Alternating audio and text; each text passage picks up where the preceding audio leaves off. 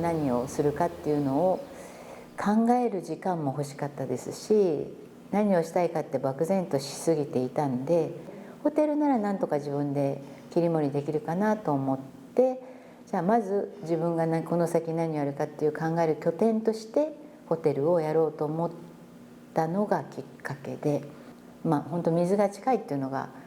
なんか水の近さが日本海の海に近いっていうのでもなく、なんか生活のすぐそばに手が届くところに水があって、それが穏やかな水でっていうのも気に入ったんですけど、でここで何かまずベースキャンプとしてホテルを作って、そこで考えながら自分の将来を、夢を探しているっていう状況まだです。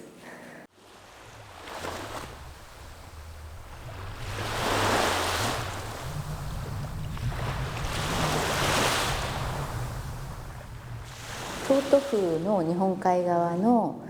に丹後半島って半島があって、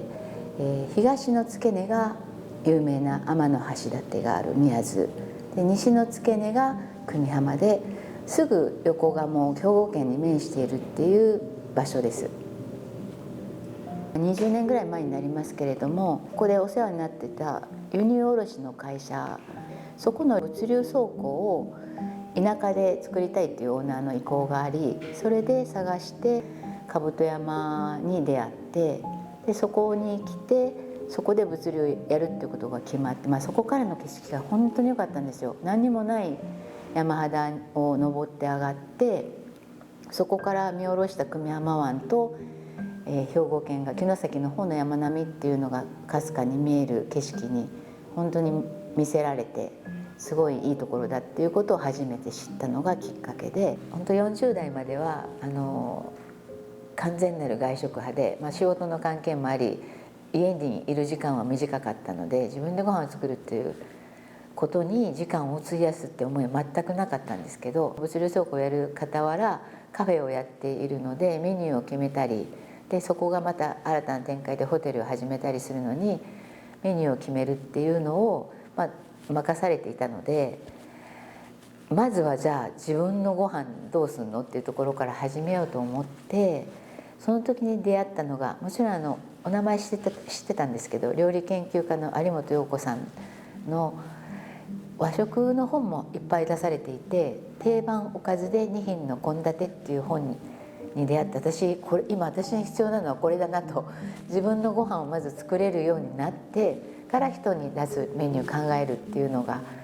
大事なんじゃないかということで、この本を徹底的に全部作りました。メニュー載ってる料理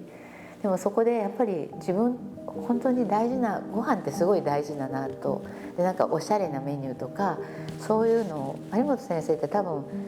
もちろんセンスがすごいあってハッとさせられる、もうビジュアルすごいいいので、組み合わせとかお皿と料理の組み合わせもすごいハッとさせるものいっぱいあるけど、食べることっていうのを大事にしていらっしゃるっていうのはすごい痛感したので、これを元にメニューを考え始めたっていうのがスタートですね。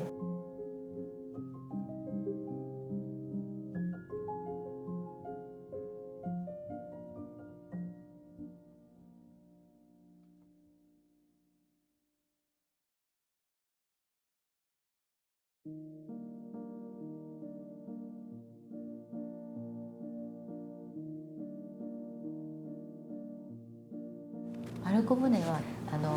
ここのヘロンの船小屋もありて、お向さんもその船小屋を残していらっしゃって、もう一本向こうにも川があって湾につながる、そこも船小屋はないんだけど船が着くような階段があって、多分要するに交通手段の一つで、もともとね久米浜って結構栄えた町で、北前船が必ず来る。その時に湾の口のところは狭くて大きい船が入らないので、そこまで丸子船で迎えに行って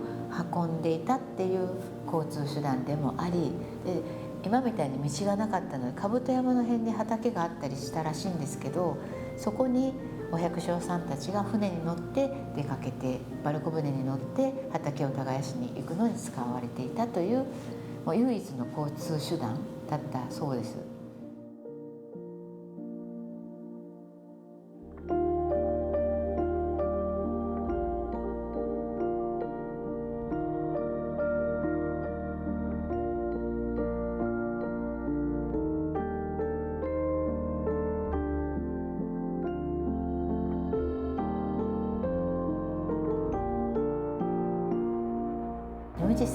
高野山系の真言宗で、あそこ檀家を持たないお寺で祈祷寺なんですよ。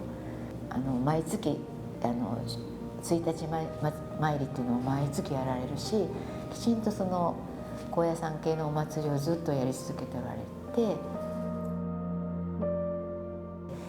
で、なぜかお花が好きな住職だったので、本堂の裏手に山野草の庭を作られて、自生しているものも含めて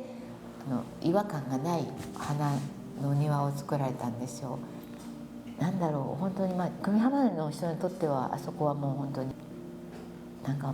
お守りみたいなお寺ですかね、この町の。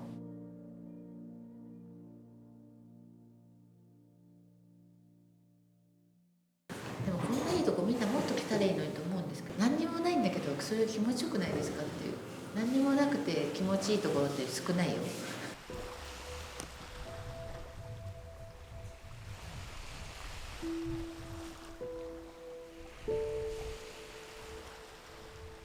来てくれたらそこに皆さん絶対気づく。